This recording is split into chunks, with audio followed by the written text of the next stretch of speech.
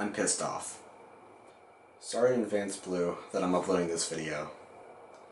It's not anything personal, just I really need to get this off my chest, and obviously my channel's not the best place to do it, but your channel is. And everybody who participates in Football Nation, I swear to God I'm coming out with videos. It just takes me a very long time to get them because I have school and stuff, so do not blame me. I'm basically getting an essay every single week, so calm down, please. Okay, anyway, I'm going to be talking about the U.S. men's national team. This happened a couple weeks ago, but I'm still going to talk about it because I feel like either not enough people have said this, or people have said this, but I haven't really gotten to it. And my opinion on them missing the World Cup is good. I don't think this team should have been allowed to be in a World Cup. I think it would have been an embarrassment for us. I feel like a team much better, like Panama or Honduras, should have deserved, because pulling off the win like that against Mexico and stuff was pretty big for them. Moment, please.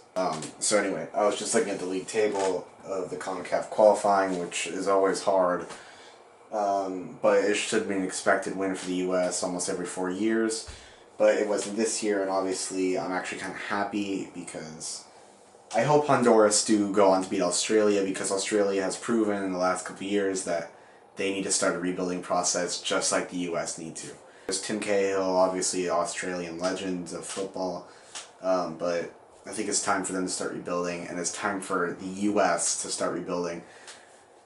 This was and this is kind of sad because this is the first year I've really enjoyed watching the U.S. and they're obviously before the Trinidad game I was hoping to God they would make, and it was easy, I was hoping to God they would make the World Cup, but as many people found out, this team is really weak in a lot of places. Old players or young players that still haven't gotten developed yet and could potentially be amazing. Pulisic, for instance, and I'll get back to Pulisic and why he's so good in a bit. But I really do hope Honduras go on and beat Australia and play in the World Cup for CONCACAF. I think that'd be great because CONCACAF needs to get more recognized. Even though they are recognized, you know, Mexico makes it, Costa Rica makes it almost every single 4 years. Maybe not Costa Rica so much, but Mexico usually always makes it. And I just think it would be good for CONCACAF to have more, more CONCACAF teams. U.S. has never felt like a CONCACAF team, neither has Canada.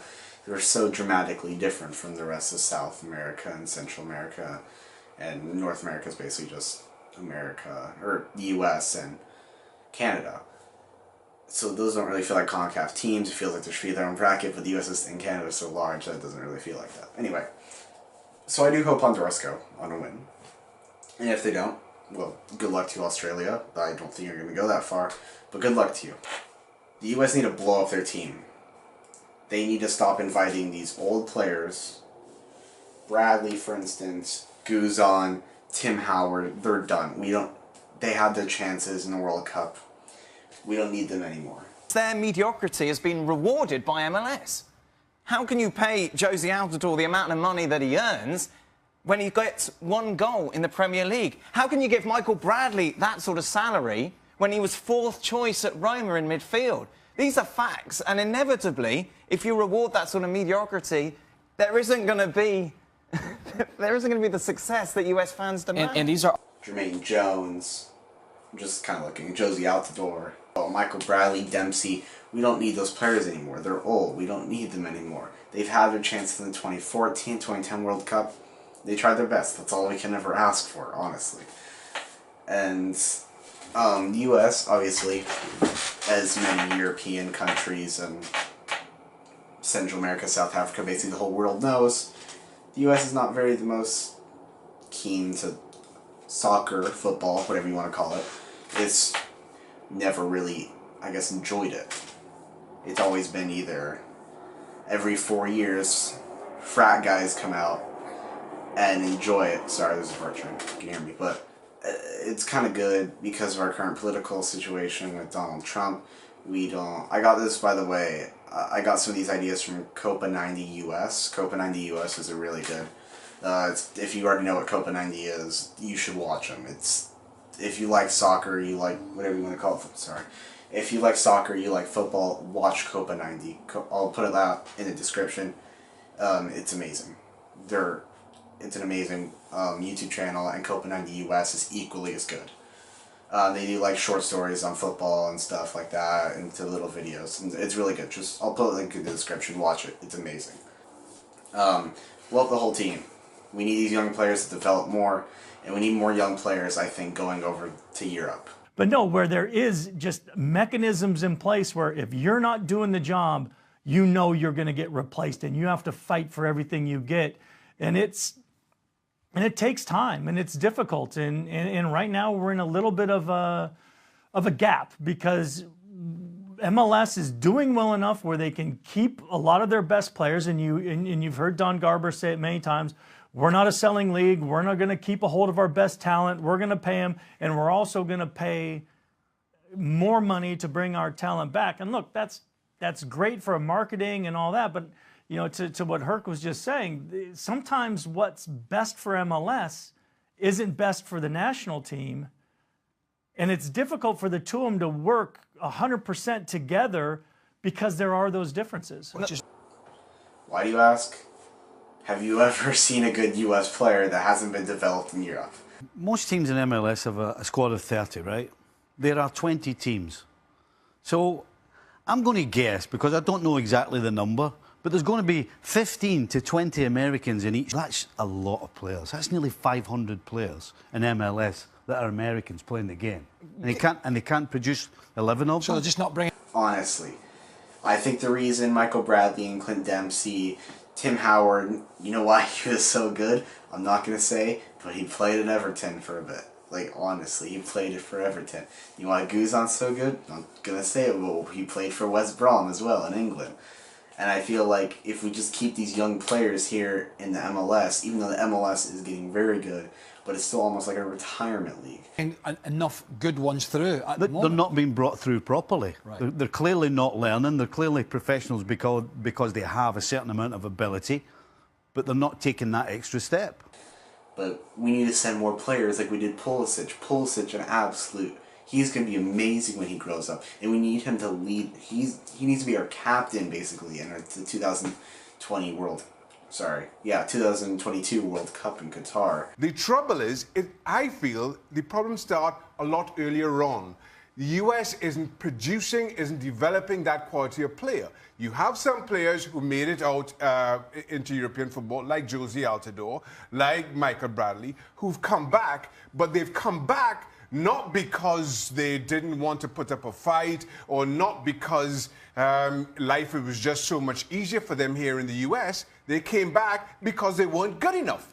And the evidence of them not being good enough played out on Tuesday night. Because I really feel like we can actually do it. Or in Gold Cups, we need to put more young players out. And Copa America, we need to put more young players out. So that's my opinion on the players. We just need to break up the whole team and put more young players out. MLS credit. A couple of years ago, they have said every single MLS team has to have an academy. And it's not pay to play, it's go and get the best local talent. So MLS is doing something to try and produce players. Get the players from the U system. Apparently the U17 system, currently right now, I think the U17 US men's national team is doing amazing.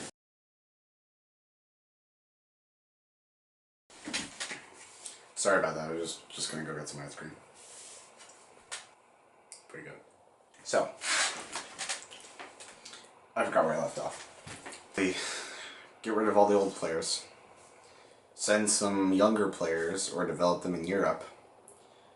And get them to sign teams in Europe. Differences between Mexico now and Mexico when you were coaching the team the first time.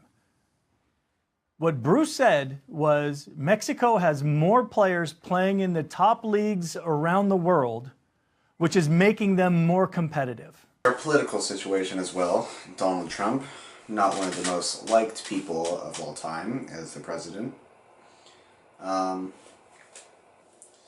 So we really don't need him especially since the World Cup's in Russia. And the whole thing going around with Russia and Donald Trump and stuff, we really don't need that conflicting with our football or soccer. We don't want us or the USA national team to go on the round of 16 and maybe not even qualify out the group stages, and then to see Donald Trump tweet his stupid remarks about, oh, it's rigged or something. We don't need him talking about soccer. We've already had him talk about football and stuff. We really don't need him to talk about soccer. American insecurity. We're so insecure about this, where we're American, we're the best at this, we're the best at that. We should be able to produce these players. We are these good players. We are these good coaches. No, coaching in this country is very subpar. It's not where it needs to be. We talk about the player development. It goes beyond player development. It's coaching development as well. We're not there as a sporting nation. You spoke about the arrogance yesterday with an underlining insecurity. That's going to get a lot of people angry. It's probably going to offend a lot of feminists, but shut up about the women's national team. That might be taken really wrong out of context. What I mean is shut up about the women's national team. It's basically, we don't need to hear you pandering about, oh, women's national, they should be paid more and stuff. That has nothing to do with the topic at hand in the men's national team. We don't need, you're basically lame. We get it. You're really good. We should honestly follow whatever they're doing in women's soccer, and I honestly think they should get paid more. Honestly, they're amazing players. I've watched a women's soccer game myself. It's really good. But we don't need you right now going to the comments of videos and saying oh, this is why the women's national team is better. We don't care. We honestly do not care. Do not say that, because it just pisses everybody off. We don't care that it's better. We care about the women's team. This also might sound weird, is for the women. Of course, men's team, I guess men can like the women's team and women can like the men's team. I don't really care. But the whole point is for the men to have a national team and the women to have a women's team. And whatever they're doing in the women's team, I think, should be done in the men's team. They seem to have been having great success. So, their small player count is not that many. This also might sound bad, but not as many women play soccer as much as saturated as boys presented. But I'm sure there's tons of women's, and you have to be very good to make the women's national team because there's not that many club opportunities and stuff, which there is, but you rarely make a living out of it. Some of these soccer players can barely make a living out of it, which is sad at the same time because the highest paid player right now is Neymar. I forgot Neymar existed.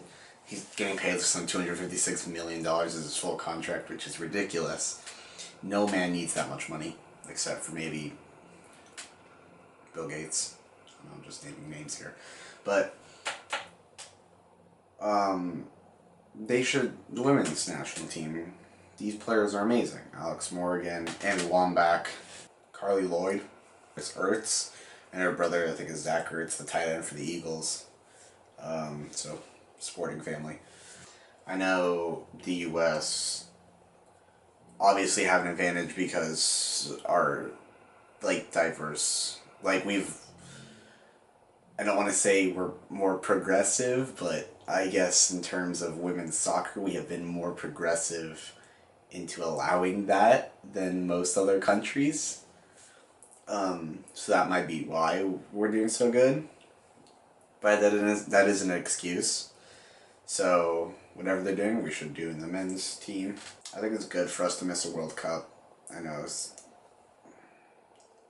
but I think it is good for us to miss a World Cup. I'm just really pissed off though, that's all. Okay, on a lighter note though, I got some ice cream. Oh yes.